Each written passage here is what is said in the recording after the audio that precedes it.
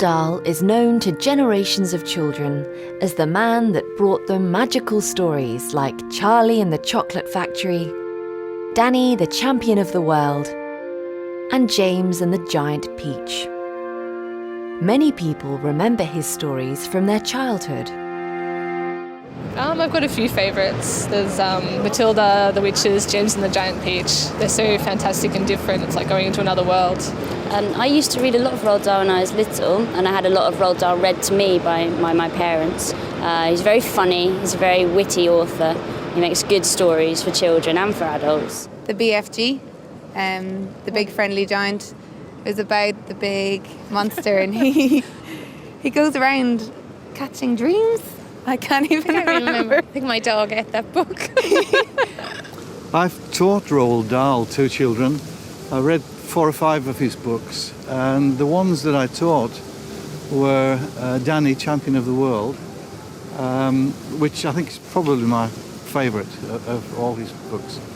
But they're great children's books. Children love them, and it's great to be able to teach them to children who want to learn, who want to know.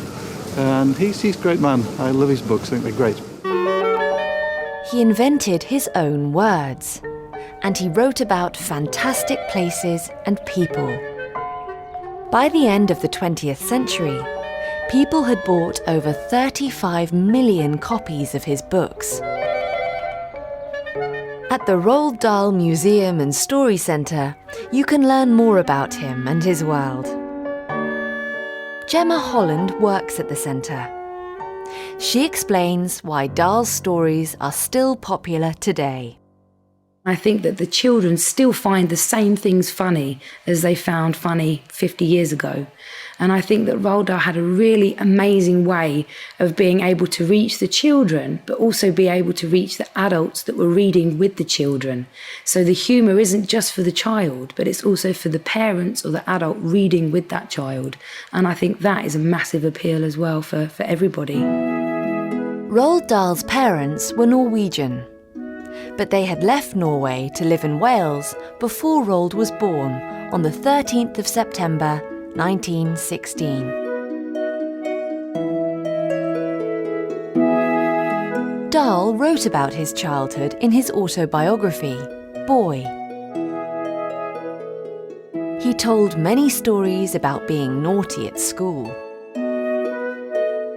When he was only 9 years old, Roald's mother sent him to boarding school a long way from home. He was terribly homesick, and he wrote her letters nearly every day. Although he was lonely and unhappy, his letters were always cheerful and full of stories. And school wasn't all bad. A chocolate company sometimes sent new sweets for students to test. This gave Roald a lifelong love of chocolate and became the inspiration for Charlie and the Chocolate Factory. Roald Dahl absolutely loved chocolate, and whenever he ate them, instead of just throwing the wrappers away, he actually kept them, and he would scrunch them all together to make a silver ball, and he actually kept that ball as a little souvenir on his desk next to him when he wrote.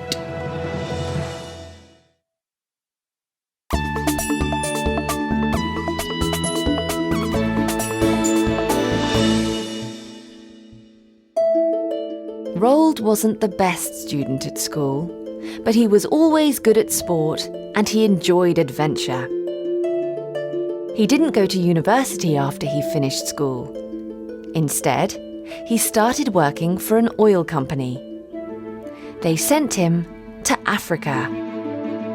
Then World War II broke out, and Roald Dahl saw this as another part of an adventure. So he actually joined the Royal Air Force, and he became and learnt to fly a plane. And he actually flew a variety of different planes, Tiger Moths, Hurricanes, Gladiators. And unfortunately, Roald Dahl was actually involved in quite a serious accident when he crashed his plane in the desert. And he was very badly injured. And all of that adventure actually led to his first ever published piece of writing, and it was called Shot Down Over Libya.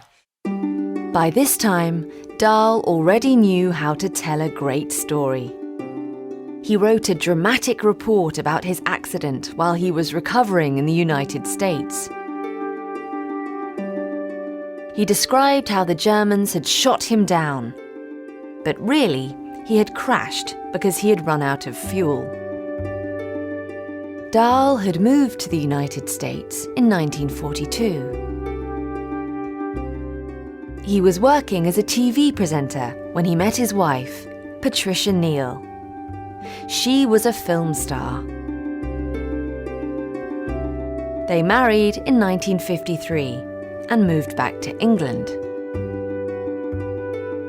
The couple lived in the small town of Great Missenden, and they had 5 children. By the 1960s, he had become a very successful short story writer. At this time, most of his stories were for adults. Then the first story that he wrote for children was called The Gremlins, and it was all about little creatures that got inside the engines of planes and caused them to crash and break down. And it was after that story and after the success of that story that he started writing stories for children, including those famous ones such as James and the Giant Peach, and then obviously Charlie and the Chocolate Factory.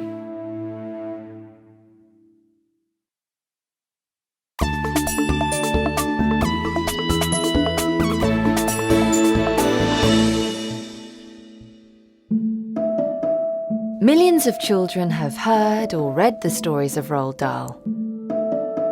But at the Roald Dahl Story Centre, they encourage young people to write their own stories. Gemma explains. I think storytelling is important because it helps to make life more interesting. Around the museum, there are lots of things to inspire young writers. So how did writers like Dahl turn their ideas into a story? Roald Dahl always wrote his ideas down in his ideas books that he kept with him at all times. And he actually had some ideas in his notebook for 20 years before he used them. And Dahl always wrote in the same way. He always wrote in his writing hut, and I'm sitting in his replica chair right now, and we're surrounded by lots of really interesting things that he kept in his writing hut. Dahl always wrote with a pencil. So he would sharpen 6 of them, and then he would sit down to write on his special yellow paper. Everything he did, he wrote by hand. He would write for 2 hours every morning, and then he would stop for lunch, and then he would write for 2 hours every afternoon as well. Roald Dahl died in 1990 at the age of 74. One of the last lines he wrote was, "Those who don't believe in magic will never find it." I think that's a lovely way to finish off his last book, basically saying that if you believe in magic, you will find it. And I think storytelling definitely helps us to keep that magic alive.